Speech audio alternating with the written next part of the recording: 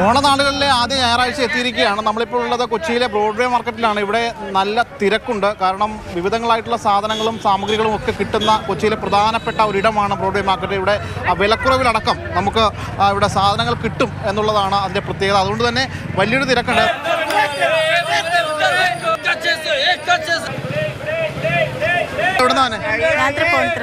വാങ്ങിച്ചോ? വാങ്ങിച്ചു. എന്തൊക്കെയാ വാങ്ങി?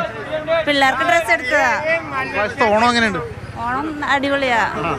ഓണാഴ്ച ഇപ്പൊ തിരക്കല്ലേ, ലീവായതുകൊണ്ട് തന്നെ ഇറങ്ങിയതാ. ഓണത്തിരക്ക് ഇവിടെ വരെ ഓണമെല്ലാം ഒരുവിധമായി. എല്ലാരും കൂടി പർച്ചേസിനായിട്ട് ഇറങ്ങിയതാ? പർച്ചേസിങ്ങിന് ഇറങ്ങിയതാ. എന്തൊക്കെ വാങ്ങി? ഷർട്ടൊക്കെ എടുത്തു.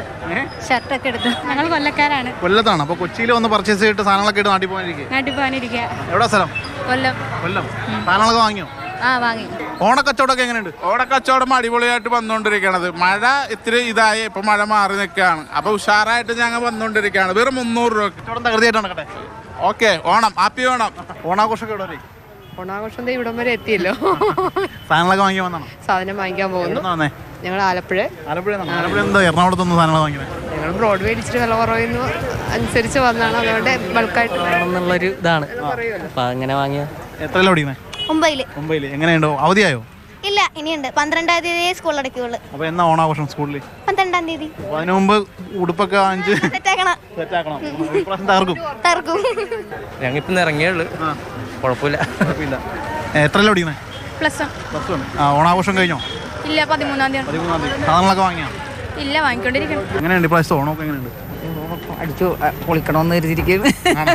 അപ്പൊ ഇനി ഞായറാഴ്ചയായിട്ട് പർച്ചേസിന് ഇറങ്ങിയാണ്? അതേ പേരക്കൊച്ചുങ്ങൾക്ക് ഡ്രസ് എടുക്കാനായിട്ട്. ഡ്രസ്സൊക്കെ അമ്മച്ചിയുടെ വകയാണോ ഇപ്രാവശ്യം? എല്ലാ കൊല്ലവും അതെ. പെൻഷൻ കിട്ടിയോ? പെൻഷൻ അല്ല, ഇമ്മ പണിക്ക് പോകുമല്ല. ഇപ്രാവശ്യത്തെ ഓണം നന്നായിട്ട് പോട്ടെ. അപ്പൊ ഹാപ്പി ഓണം. ഹാപ്പി ഓണം.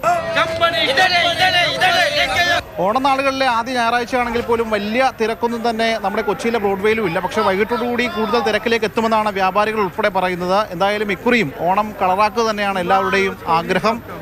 അനീഷ് തോട്ടക്കാരനൊപ്പം ശ്യാമപ്രസാദ് ഉത്തമൻ, മാതൃഭൂമി ന്യൂസ്, കൊച്ചി.